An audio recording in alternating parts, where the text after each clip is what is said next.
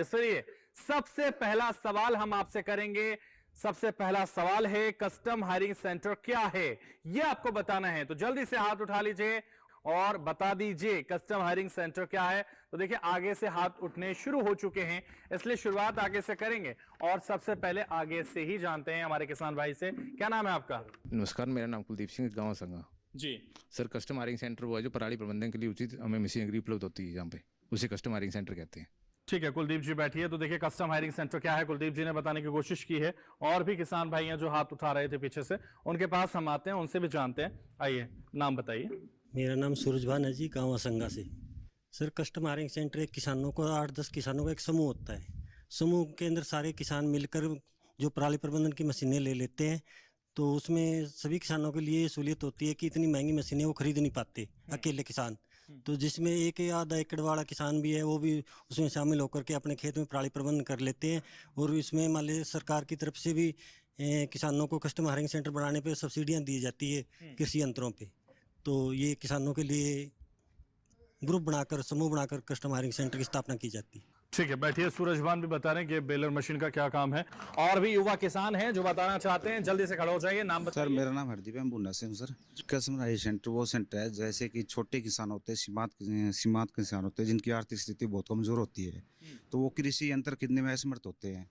तो ऐसा सेंटर जहाँ से इनको कृषि उपकरण को किराए पर दिया जाता है, उस सेंटर को कस्टम सेंटर बोलते हैं। देखिए अलग अलग अंदाज में आप बैठिए। हरदीप भी बता रहे थे कि किस तरह से कस्टम हायरिंग सेंटर बनाए जाते हैं जो लोगों के काम आते हैं, जो लोगों के लिए लाभदायक होते हैं। तो और भी कोई बताना चाहता है किसान तो जल्दी से हाथ उठा सकता है, बता सकता है, समझा सकता है कि कस्टम हायरिंग सेंटर क्या है।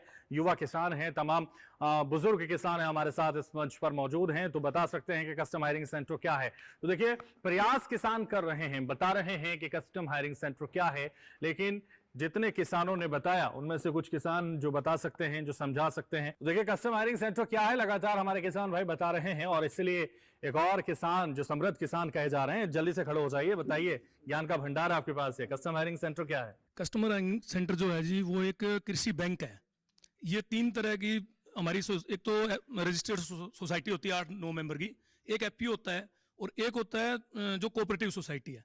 ये तीनों को एग्रीकल्चर डिपार्टमेंट ये कृषि बैंक स्थापित करने के लिए हायर करता है। तो पहले तो इसके लिए ड्रा नहीं होते थे, अब तो लाइन ज्यादा लगी है तो ड्रा भी होने लगे हैं। उसमें जितनी भी पराली प्रबंधन से लेके जितनी खेती बाड़ी में जो मशीनें यूज होती हैं, जो सब्सिडी पे गवर्नमेंट देती है कृषि विभाग के अधीन, वो सारी उस बैंक में स्थापित करते हैं। वहां से इसका फायदा ये है कि जो भी किसान है, क्योंकि इन जो इम्प्लीमेंट है इनकी कॉस्ट बहुत ज्यादा है, जैसे बेलर है वो ये 20 लाख में पड़ता है, तो वो हर किसान के लिए पहुंच से बाहर है।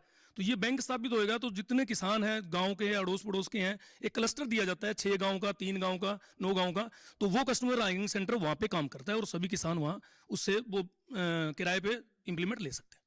तो देखिए किस तरह से कस्टम हायरिंग सेंटर का लाभ उठाया जा सकता है, ये रमेश जी बता रहे थे, और इसीलिए तमाम किसानों ने जवाब दिए। हालांकि किसका जवाब बिल्कुल सही सटीक है ये विशेषज्ञों को तय करना है, साथ ही वो ये भी बताएं कि कस्टम हायरिंग सेंटर से हमारे किसानों को क्या लाभ हो रहा है, कस्टम हायरिंग सेंटर क्या है, जो तमाम जानकारी आपको पहुंचानी है। सभी किसान भाइयों को नमस्कार। तो जैसा कि कस्टम हायरिंग सेंटर के बारे में बात हो रही है, तो जैसे किसान भाइयों ने बड़े अच्छी तरह से बताया कि कस्टम हायरिंग सेंटर किसानों का समूह है, जिसमें से जो भी किसान है, क्योंकि सभी किसान है, इतनी महंगी महंगी मशीनें सबको अफोर्ड नहीं कर सकता। जैसे बेलर ही 20 से 25 लाख का आता है, तो एक किसान नहीं ले सकता उसको।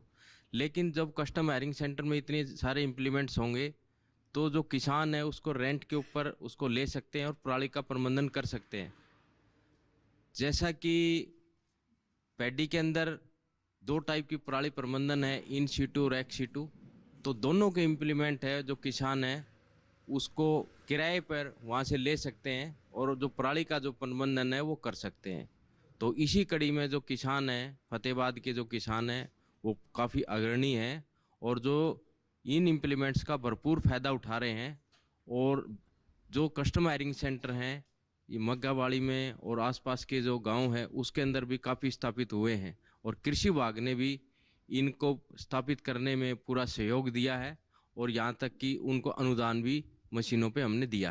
किसान भाइयों ने जो जवाब दिया था उसमें सबसे अच्छा जो जवाब है वो रमेश जो है उन्होंने दिया है। तो इस जो पर्सन में जो है रमेश है, इसमें विनर घोषित होते हैं। तो जोरदार तालियां रमेश जी के लिए बजा दीजिए। रमेश जी कसम खा के आए हैं कि सारे कप वो लेकर जाएंगे। आप लोग भी कसम खाइए ताकि आप लोगों को भी यहां किसान कप से नवाजा जा सके। तो जोरदार तालियां एक बार फिर से रमेश जी के लिए। तो देखिए